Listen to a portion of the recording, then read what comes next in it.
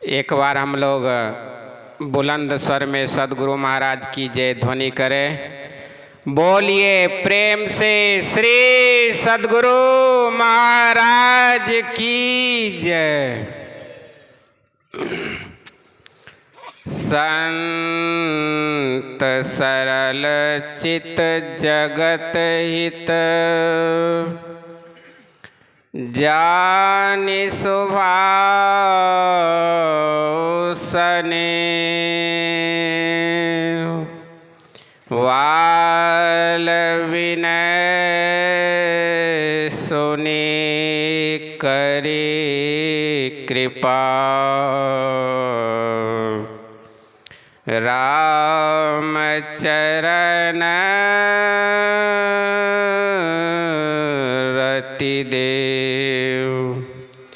धन्य धन्य सतगुरु सुखदां, महिमा कही न जाए। जो कुछ कहूँ तुम्हारी कृपा, मोती कछो न वसा। सर्वत्र विराजमान प्रातः स्मरणीय परमाराध्य सदगुरु महाराज के परम पावन पवित्र युगल चरणों में साष्टांग सादर समर्पित, अपने निवास में विराजमान परम पूज्यपाद आचार्य श्री के चरणों में कोटिशः नमन। मंचासीन पूज्य साधु चरण, उपस्थित सत्संग प्रेमी आदरणीय माता एवं भक्तिमती बहनों को भी प्रणाम। अभी हम लोग पवित्र ग्रंथ रामचरितमानस सारस्वतिक सप्तम सोपान से मानव जीवन की विशेषता के संबंध में सुने। संत महापुरुष लोग कहते हैं, यह मानव का शरीर 84 लाख प्रकार की योनियों में भटकने के बाद जब उस परम प्रभु परमात्मा की असीम दया होती है, कृपा होती है, तो इस जीव को मानव का शरीर मिलता है। कबहुक करी करुणा नर देही, देत ईस बिनु हेतु स्नेही। अकारण ही स्नेह करने वाले परमात्मा इस जीव को मनुष्य का शरीर देता है। बड़े भाग्य मानुष तन पावा, सुर दुर्लभ सब ग्रंथ ही गावा। संत महापुरुष लोग कहते हैं, मानव का शरीर बड़े भाग्य से मिलता है। और इसकी विशेषता के संबंध में कहते हैं, साधन धाम मोक्ष कर द्वारा, अपाए न जेहि परलोक समारा। यह परमात्मा प्राप्ति करने का एकमात्र साधन मनुष्य शरीर ही है। गुरु महाराज अमृत वचन में कहते हैं, जितने मनुष्य तनधारी हैं प्रभु भक्ति कर सकते सभी। मनुष्य कहते ईश्वर की भक्ति, गुरु की भक्ति मनुष्य शरीर के अलावा अन्य शरीर से नहीं होने वाला है।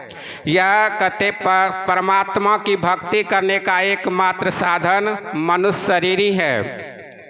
कहते साधन धाम मोक्ष कर द्वारा, कहते जीव को सारे दुखों से छूटने का स्थान कहते इसी मनुष्य के शरीर में दरवाज़ा लगा हुआ है। इसलिए कहते हैं यह मनुष्य शरीर में मोक्ष का दरवाज़ा है।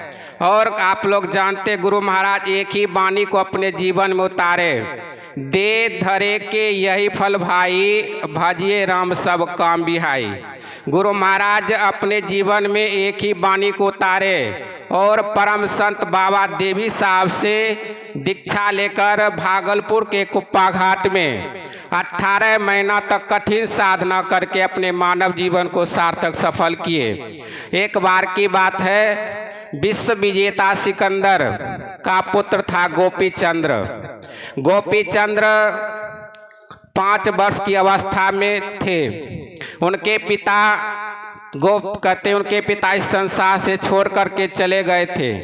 उनकी माँ मैनावती साधन करती थी, भजन करती थी, ध्यान करती थी और बच्चे को सही उपदेश करती थी।